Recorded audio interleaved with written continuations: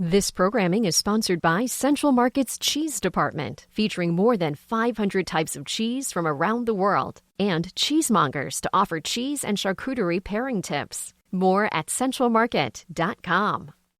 This is the Engines of Our Ingenuity, made possible by the friends of KUHF Houston. Today, Thomas Jefferson in Love. The Honors College at the University of Houston presents this program about the machines that make our civilization run and the people whose ingenuity created them.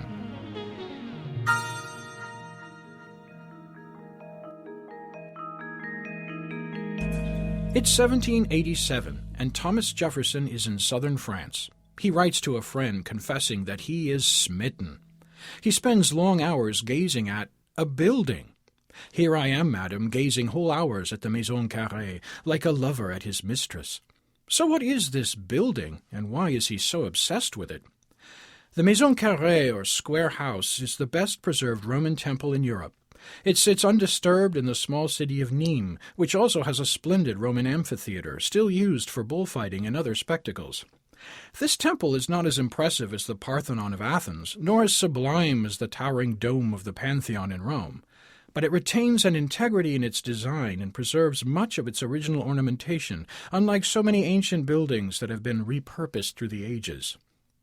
Jefferson was hungry for pristine examples of classical building. He was convinced that architecture is foundational to the taste of a nation. The new nation of America was in dire need of public buildings that sent the right kind of message. There was little impressive architecture at the time on this side of the Atlantic.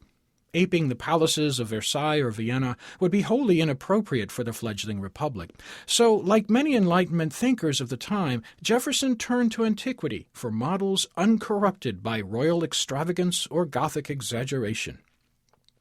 But the Maison Carrée was not a pristine example of Roman Republican architecture. It was built during the reign of Augustus, Rome's first emperor, that is, after the Romans had lost their republican liberty. In fact, the temple had an inscription memorializing Augustus's grandsons, Gaius and Lucius Caesar, whom the emperor had adopted as his hopeful heirs. They died, however, and did not succeed him. But the dedication of this temple means the building may have been a site of imperial cult, the worship of the emperor and his family. Is it ironic that Jefferson should revere a temple dedicated to the imperial family? Not if we see what he did with his infatuation. Jefferson wasn't interested in merely copying, but rather in adapting a classical style to a new context, namely for the Virginia state capitol, home of the oldest legislative body in the Western Hemisphere. Together with French architect Charles Clérisseau, Jefferson reinterpreted the ancient Roman temple in terms of a civic architecture for government by the people. An ancient temple was a dark construction housing a central image of the god worshipped there. But Jefferson put in windows in his version, flooding the interior with light. He used the rectangular form to house a warren of rooms for the activities of 3 branches of government. It was not to be a temple to revere George Washington or James Madison or even himself. It was a vital active space, a place to do the people's business.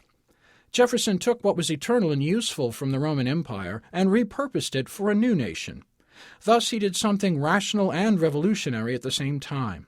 His classical state house provided, in his own words, a morsel of taste in our infancy, promising much for our maturer age. I'm Richard Armstrong at the University of Houston, where we're interested in the way inventive minds work.